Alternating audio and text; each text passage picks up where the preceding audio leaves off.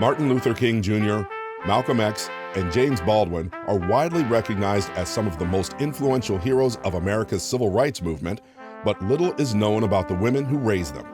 Historian Anna Malaika Tubbs' new book, The Three Mothers, shines a spotlight on the lives of Alberta King, Louise Little, and Bertus Baldwin, sharing both the hardships they faced as Black women, as well as the influence they had in shaping their sons' dedication to social justice. The Three Mothers is a long overdue work of civil rights scholarship and a celebration of Black motherhood. An author, advocate, and educator, Anna Malaika Tubbs holds a PhD in sociology from the University of Cambridge and was a Bill and Melinda Gates Scholar. The Three Mothers was a New York Times bestseller and topped NPR's Books We Love 2021 list. Anna Malaika Tubbs is joined in conversation by Dr. Gerald Early, renowned literary scholar and the Merle Kling Professor of Modern Letters in the African and African American Studies Department at Washington University.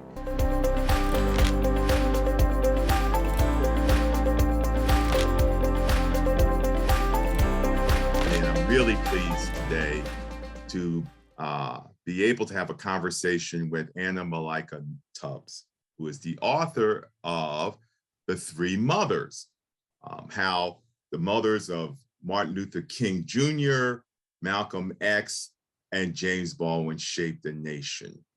Thank you so much for joining us today. Thank you for having me. It's my pleasure. I'm really excited to be in this conversation and to get started. Okay. So my understanding is that this book came from a doctoral dissertation. It's how you came to that, to the subject in your doctoral dissertation.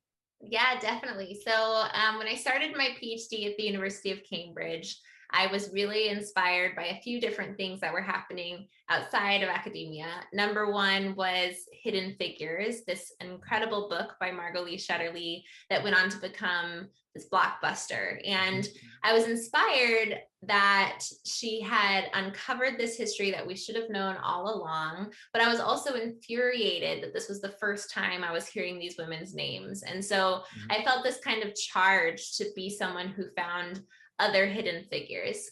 I was also really inspired by I Am Not Your Negro, which was this film based on Baldwin's writings, and the fact that it brought Baldwin in conversation with Malcolm and with Martin, as well as with Medgar Evers. And so I wanted to do something that kind of stemmed from these two inspirations. And I thought about attacking erasure and the many different layers of erasure that I could attack with one project. So number one was the erasure of Black women.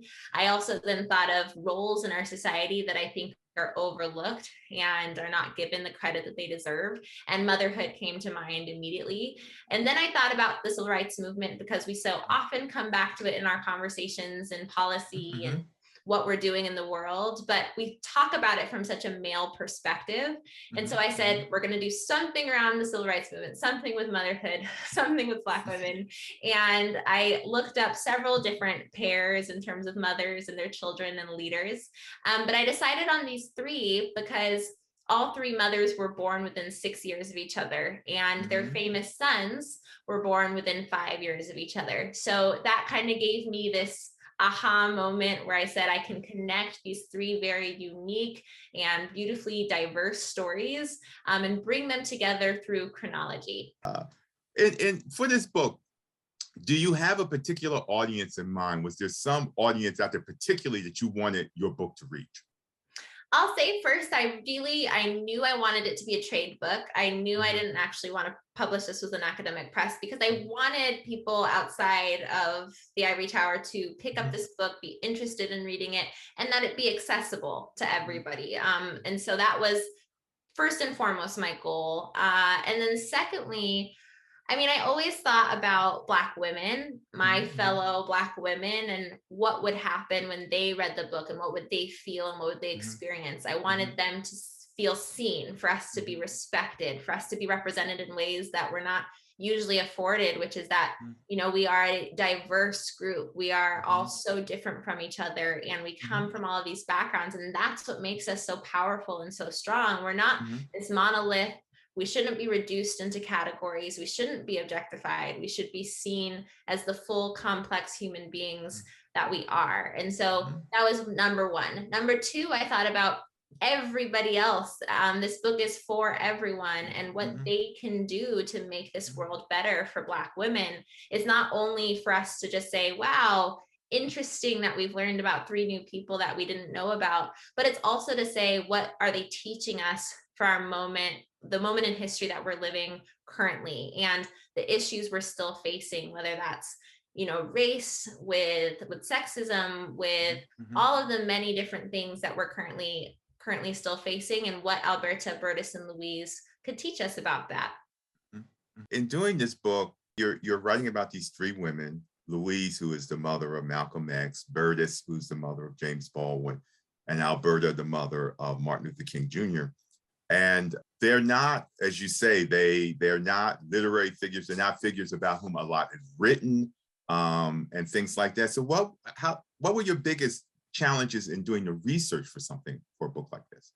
It was incredibly difficult because, similar to Hidden Figures, where it's intentional that these women have been erased from history, but I couldn't interview them directly. You know, I couldn't go and say, okay, now you tell me your side of the story that's been left out of our history books. Instead, I had to go and first start with the few footnotes that they existed in, that were often taken out of context, or, you know, you had no idea what was happening around this one fact that we might have been provided, and dig deeper into that. I also had to go to experts who understood the men's lives and just see if they had anything on the women, and just filling in a bunch of gaps. And so it was an incredible journey. I started by kind of taking things off my computer, and I had poster boards everywhere. It felt like I was this investigative journalist. I was putting sticky notes all over the place. I had these timelines for their 3 lives, while also looking at the timeline of American history and what was happening, not only American history, but world history, and how that might have impacted them. And that's how I started to fill some of the blanks. And I'd say, okay, I don't know about this stage of Alberta's life, for example. Who can I call who might be able to tell me something about that? Is that a local historian? Is that an archival expert at the King Center? Is that, you know, Claiborne Carson at Stanford University? Is that a living relative, or is that somebody who is alive who was a friend of hers? So I just would try everything that I possibly could, reached out to as many people as I possibly could. Local historians were helping me find birth certificates, death certificates. I would go through even the National African American History Museum's archives online, just to see what was going on in each city that they inhabited. So it was a lot, but such a fun experience. And at the end of each day, even if I spent a day where I was looking through boxes and boxes of documents and didn't find anything about them in particular, it was this enriching experience of me starting to kind of walk in their shoes and picture what was happening around them, traveling to Atlanta, feeling the weather. All of that was a part of this research experience. Did you get to talk to many family members, Malcolm X's family and James Baldwin's family and the King family? Yeah, a few. So I wanted to be very respectful from the beginning. I knew that these families were probably inundated with requests. And I think we often forget that they are still alive. You know, this was it's all recent history and very painful history. And so for these families, we often have spoken about them as if it's an object, as if this loved one of theirs is just this figure in our stories that we can dissect. And that's not fair. It's not humanizing. And so I didn't want to be somebody who added to that pain. Instead, my first goal was that they'd be aware that I was writing this. I didn't want the book to come out and they feel like, where did this come from? And who is this person? So from the beginning, I sent letters, I sent emails saying, I'm doing this research. Would you be willing to be interviewed? If not, is there anyone you think I should connect with, or who I should listen to, or sources I should go to? So for each family, it was very different, because you think about it in your own family. If someone said to you, I want to investigate the life of your mother, you might feel differently than your sibling does about that. And so I also didn't want to cause any family drama. So I was very careful at each stage. So for the Baldwin family, many of them were willing to speak to me. some said no, but here is a different resource, or others said, I'll talk to you for 5 minutes. Or they sat down with me at a meal and talked to me for hours. So it was beautiful. And I was respectful at each and every turn with every person's unique desire and interest in participating. With the King family, I actually didn't interview any of the family members. That was not something they wanted to do at the beginning, which I completely understood. But they were so helpful in connecting me with their archive team. They have kept really incredible record of the family members. And that was perfect. I had almost everything I needed for Alberta just from that connection. It was wonderful. And then with Louise Little, I was able to speak to one of her granddaughters, which was an honor, an incredible honor.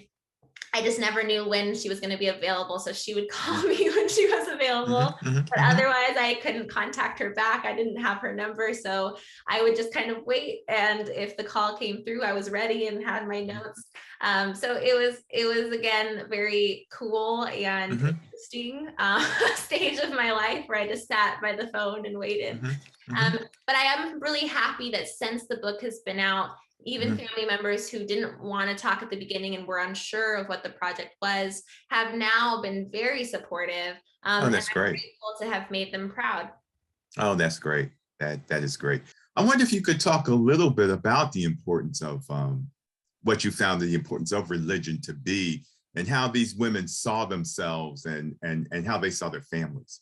Yeah, I think it feels to us today, it's such an interesting coincidence that all three of them were married to someone who was a minister.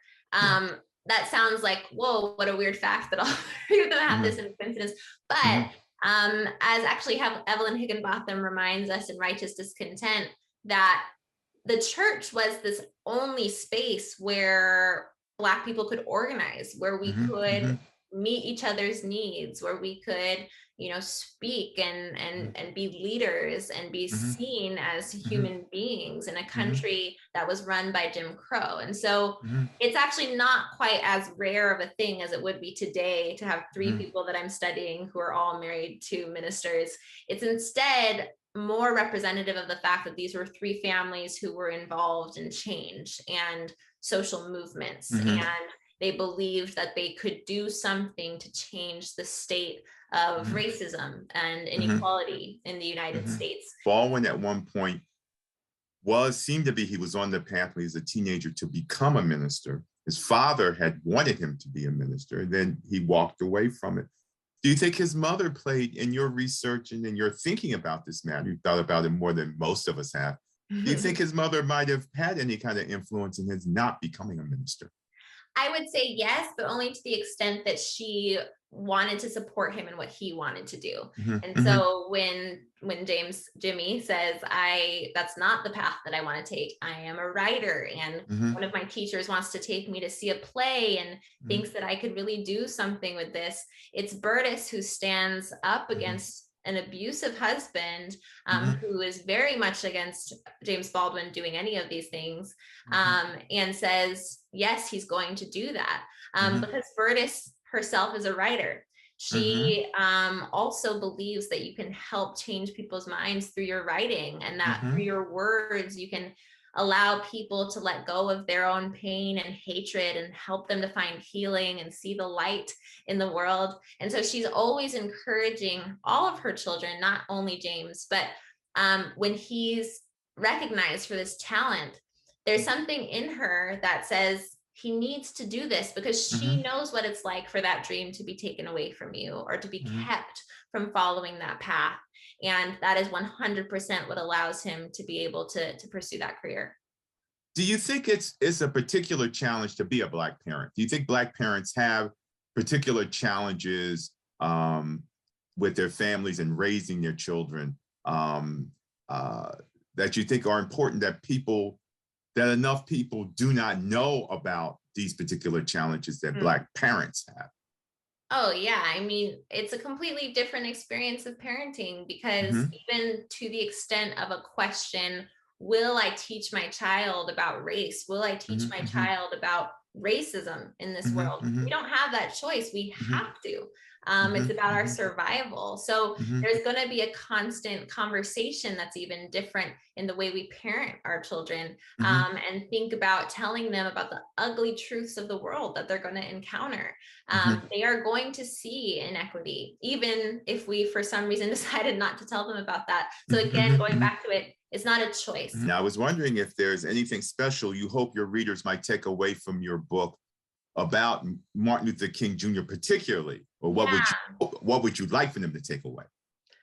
The biggest thing I would like viewers to take away is that MLK Jr. was not this entity on his own who Mhm, popped out of nowhere fully formed with these mhm, ideas of nonviolence and mhm, how we transform the world.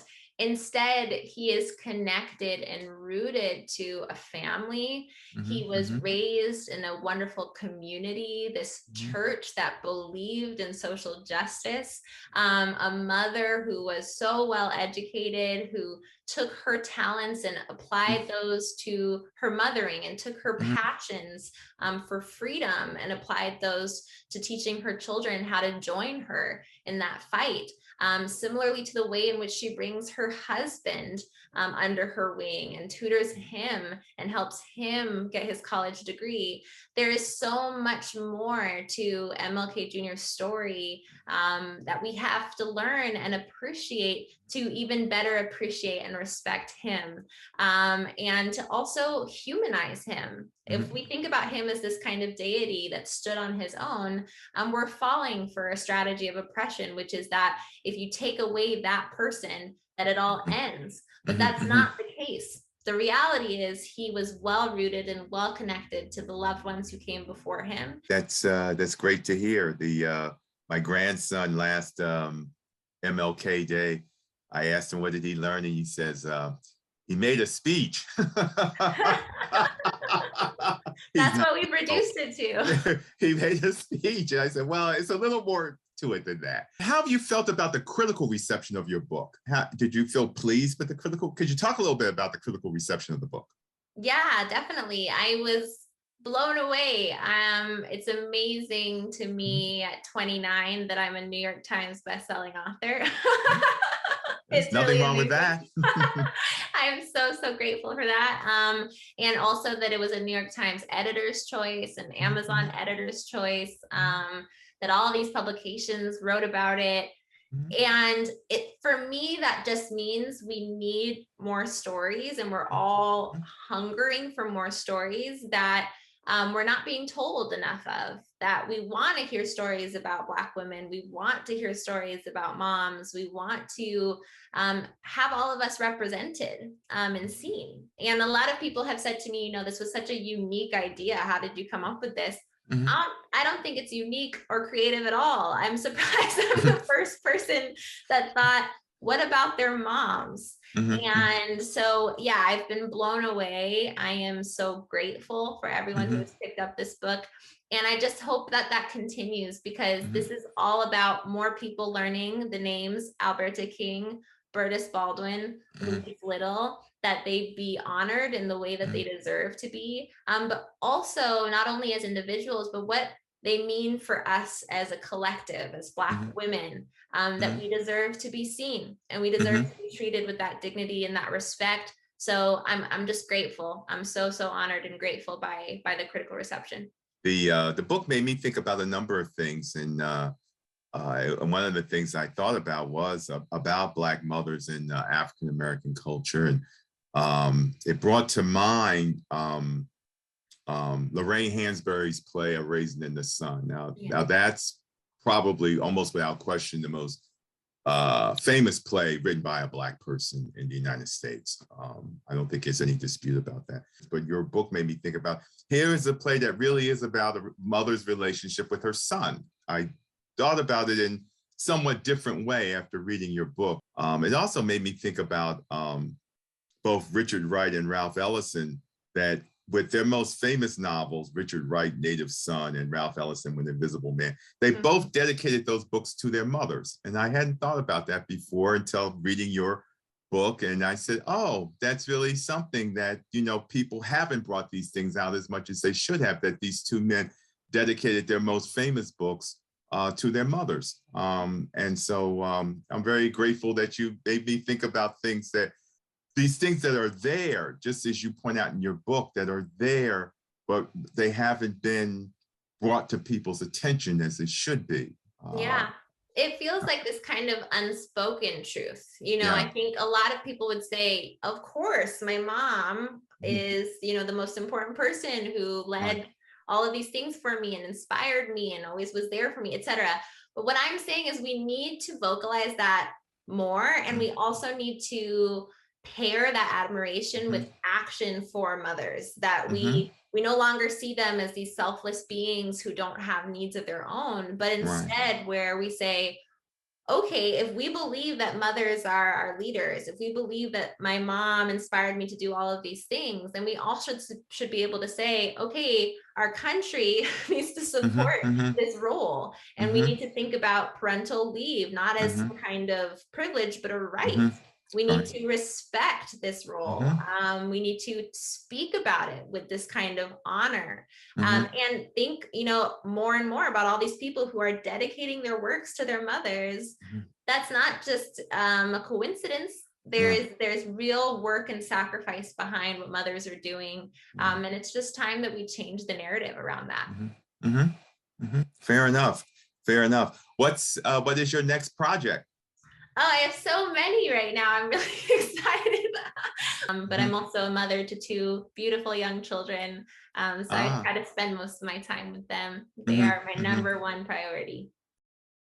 Well, at this point, I guess we can go to your reading the passage that you said that you had picked out that they would like for you to read. Yeah, it's always hard for me to choose because I think it's a good book. I think all of it is important. But I'm reading this from the chapter right before the conclusion that kind of details the last moments of their lives. We must highlight the experiences of Black mothers and appreciate their ability to bring life, no matter how often it is denied them. Their humanity is removed when they are forgotten, when they are not given the credit they earned, and when their names fade from history. Civil rights icon Marian Wright Edelman once wrote, Black mothers have always been ready and willing to do whatever it takes to transform the world for our children.